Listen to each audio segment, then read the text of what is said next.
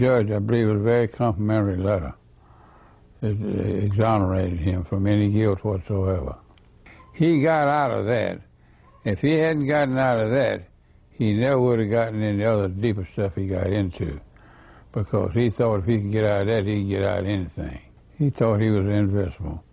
Pointed a finger at me and said, "This man taught me everything I know." I said, "No, I didn't. I didn't teach you to take arms to Cuba." He just laughed. He laughed at everything. Invincible is, of course, just another way of saying above the law. This arrest is just the first of at least 4 separate arrests during Barry Seal's spook career, which we uncovered, that have never before been reported.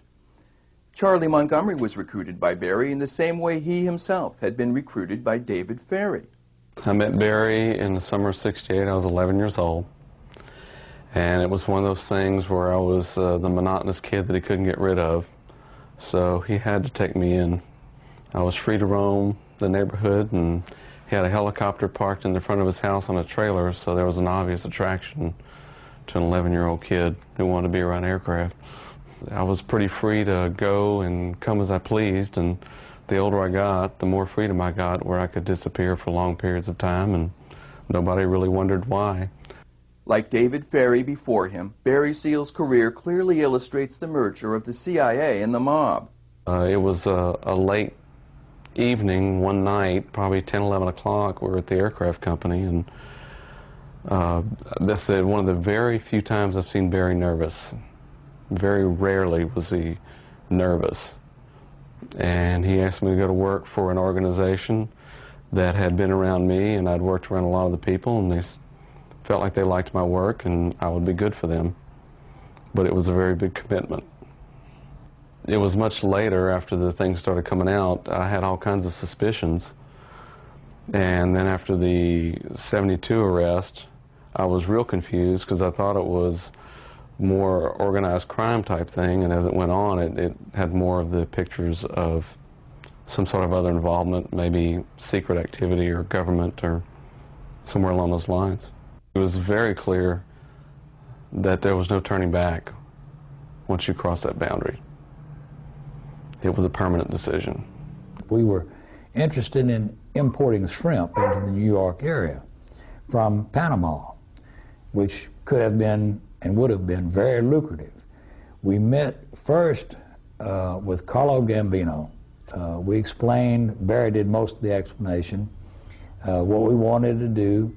Mr. Gambino seemed to think it might be a good idea, but his nephew Manny was in charge of all the restaurants and various places like that. However, he was busy at the time, so we arranged to meet with him several days later.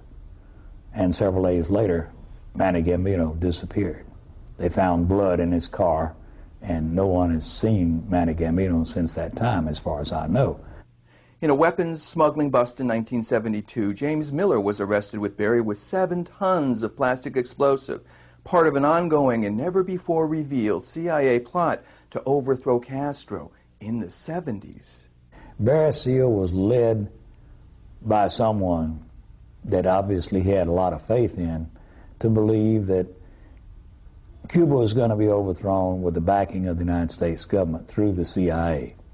We were offered support from the Mexican Air Force, from people. We flew into an Air Force base in Mexico. We met with some people that had uniforms on, and I have no idea what their rank was supposed to have been, but we met with those people and assured by them that we would have their full support if we needed it and wanted it. And then we, of course, returned to the United States, and with the understanding we'd have all the support from everybody, including the United States government, through the CIA. And that's not what transpired. Arkansas Governor Bill Clinton has long been suspected of having ties with Barry Seal. Guess what? The suspicions were correct. One of the local DEA agents had told me that Barry had been arrested in Mena, Arkansas. And I ran into Barry a week or two later at a pay telephone, and we were talking, and he said, "Let me show you something." So he showed me a paper that was, somebody has to sign his bond for him to get out of jail. Signed by Bill Clinton, who at that time I believe was the Attorney General for the state of Arkansas. So then I began to realize that Barry was pretty heavily politically connected. But Clinton is just one of the people with household names associated with Barry. On another occasion, then U.S. Attorney Asa Hutchinson took care of things for Barry. According to the state police official in charge of Mena, the Arkansas State Police didn't even try to develop a case against the Mena drug smuggling because Barry was being protected by U.S. Attorney Hutchinson.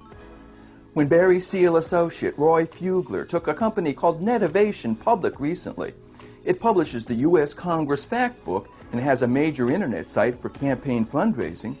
The first thing they did was to sign on as their marketing poster boy. Guess who?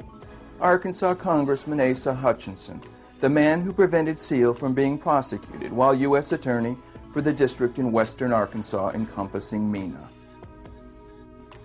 Congressman Hutchinson, shown here with a masked friend, is a member of the Speaker's Task Force for a Drug-Free America, whose mandate is to seek out new and more effective approaches to combating the threat of drug use among the nation's youth.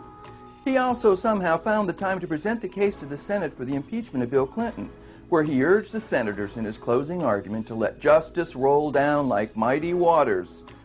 Were that to happen, we would urge the congressman not to wear his good suit that day, because we suspect both he and Clinton might get awfully wet. So here then is the Mena scandal's big dirty secret. Barry Seal was no accident. He didn't just stumble onto Mena, nor did he just happen to luck into his eventual career. Instead, he was a lifelong member of what E. Howard Hunt puckishly refers to as clandestine services. I mean, I sat out here at this airport at the state hangar while the DEA people sat over there watching him modify a Beech 18 right out here on the ramp. And I just asked him, I said, well, why don't you just go get him? And one of the guys told me one time there, he said, he's either the slickest operator there ever was or he's working for us. There's former Attorney General Ed Meese, for example. Top IRS investigator Bill Duncan was prevented from testifying to Congress about what he knew about a $400,000 bribe which Barry paid Ed Meese. And then, of course, there's Oliver North. At this Baton Rouge restaurant, witnesses told us, North was seen with Barry Seal. And one top law enforcement official told us that an investigating committee of the U.S. Congress in 1988 heard enough evidence of North's drug smuggling to send him to jail for the rest of his life. In America, being connected, of course, means never having to say you're sorry. And we like what former CIA pilot and lawyer Gary Idle said to us about North. Going to church doesn't make you a Christian any more than going to a car wash makes you a car. And then there's the King Air 200, like this one, tying Barry Seal to George W. Bush. While Barry Seal's ties to former President Bush have been well known for years, the most talked about event in Seal's life concerns the persistent rumor that Barry had videotaped a hastily aborted DEA cocaine sting, in which were caught George Bush's two sons, George W. and Jeb, caught picking up kilos of cocaine at a Florida airport. We have not been able to prove this persistent allegation, but the search for proof turned up something just as shocking. The King Air used in the alleged sting went from being flown in drug smuggling missions by Barry Seal to later becoming the favorite airplane of Texas Governor George W. Bush. As Bogey might have put it, of all the planes in all the world, he had to fly in mine. And the owners of the King Air in between Barry and George W. Bush all had ties to the Bush family and were involved in some of the most notorious and unpunished financial frauds of the 1980s. And this one King Air reveals, like nothing else we've seen, the bipartisan nature of this scandal. We discovered a note in Barry Seal's own handwriting, revealing that the man who originally gave this plane to Seal was a close associate of Charles Mena, the national chairman during the early 80s of the Democratic Party. We remembered a curious incident from the 1984 Democratic Convention when Walter Mondale, the party's presidential nominee, was prevented from choosing his own man as party chairman, the presidential candidate's traditional prerogative. They wouldn't let him replace Charles Mena. When the Democratic Convention was called to order this afternoon, the gavel was in the hands of Democratic National Committee Chairman Charles Mena. As party chairman, the job of calling the convention to order was rightfully his. As Sandra Van Oker reports, over the weekend, the job very nearly went to someone else. The formalities began smoothly enough. But behind the facade, there was discord. The result of Walter Mondale's attempt this weekend to dump Californian Charles Mena as National Party chairman and replace him with Georgia State Chairman Burt Lance. When reaction from party leaders was so fiercely negative, Mondale backed off. Could Mena have been just too good a fundraiser to be replaced? Oil companies, we've learned, make excellent drug money laundering vehicles. Sources told us that this man, Democratic power broker Richard Benveniste, had incorporated a Trinity Oil or Trinity Energy to launder money for his client, Barry Seal. This gray-haired lawyer is the same man who defended Bill Clinton on the Whitewater Committee, the same committee which was haunted by the ghost of Barry Seal, according to the Wall Street Journal. We discovered that back in the early 80s, he represented both Barry Seal and Bill Clinton. We found an oil company called Trinity Energy that was sold by Barry's partner, attorney Michael Roy Fugler, for $22 million to a shadowy company suspected of being controlled by none other than Arkansas kingpin Jackson Stevens. We also traced to Trinity Energy, a Delaware-listed company, to the phone number of a company formed by former Pentagon officials called ICF Kaiser International, whose chairman, a man who had sat on its board for over 9 years, was former Congressman Tony Coelho, who resigned from Congress rather than face an ethics probe. Congressional Democrats awoke to even more unexpected headlines today. The number 3 man in the House leadership, California Congressman Tony Coelho, has also decided to quit. Deborah Potter has our report. It was a stunning surprise. The number 3 Democrat in the House, Tony Coelho, calling it quits rather than face a protracted investigation of his financial dealings. Today, Tony Coelho was the head of Al Gore's presidential campaign. Why would Gore put someone so tainted in so visible a position? Maybe Coelho's good at fundraising too. Just how deep does this scandal go? A block off Bourbon Street in New Orleans is Royal Street, since the 1830s home to pricey galleries and antique shops.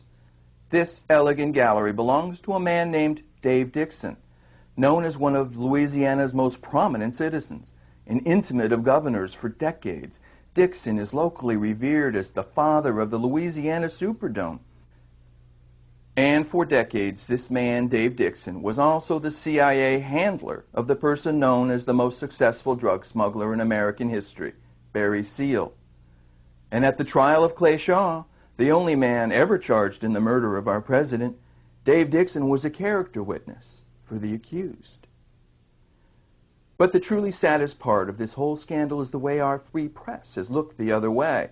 They called Seal's killing a gangland-style murder, but Barry Seal was not murdered by the Medellin cartel. The cover story that Jorge Ochoa, head of the cartel, caused Seal to be murdered in a contract killing is as much a big lie as anything ever churned out of Nazi propaganda mills during World War II. Incredibly, we discovered that on the night Barry Seal was slain, 3 other top lieutenants of the Medellin cartel were also murdered. Our lead story, Metro News has uncovered some new information in the investigation into the assassination of Barry Seal. Reporter Dana Kay has the story. Metro News has learned that there were a total of 4 drug-related killings the same day Barry Seal was gunned down here in Baton Rouge. And all of them seem to have been connected to the same drug ring operated out of Colombia. Metro News reported last night that a Colombian named Pablo Carrera was shot and killed in Colombia the same night Barry Seal was gunned down in Baton Rouge by a professional hit squad. Carrera was identified as the number 2 man in the Colombian drug organization headed by Jorge Ochoa. Metro News has now learned that 2 other Ochoa associates were shot to death at the same time. Another Colombian, Pablo Achilla, was executed in Colombia, and the 4th Ochoa associate to die was a woman identified only as Barbara. She was killed in Miami. Who killed Seal? Just 10 days before he died, in a typical display of the fearlessness for which he was justly famous, he threatened to expose the gun running and drug smuggling that flourished in Mena, Arkansas. The man he threatened, then Vice President George Bush. All three of the guys on trial, Richard Sharpstein, the Miami attorney for one of the Colombians convicted, told us, all told their attorneys that once they reached the U.S., their actions were directed by a military officer, whom they very quickly figured out to be Lieutenant Colonel Oliver North. Barry Seal died for a simple reason, a reason which redeems him somewhat in our eyes. He was getting ready to talk. There's more, much more, to this story than we have time for here. It's in our book, Barry and the Boys. And a full airing of the Mena drug scandal can be found in our 2-hour special, The Secret Heartbeat of America. You can receive either or both by priority mail by calling the phone number shown at the end of this show. But we want to close with something we heard from someone who was just a small child when JFK was murdered, his son John. At a press conference announcing George magazine, he was asked if he would use his new publication to probe his father's assassination. No, he said, too much time has passed for anything effective to be done. Time, he said, is the great enemy of the truth. Meaning that by the time the public had figured out that John Kennedy was murdered by people who shot their way into power, just like Hitler's Nazis did, it was too late to do anything about it. Time is the great enemy of the truth. By the time we figure out that they've been lying to us about who controls the drug trade, they'll all be rich beyond measure.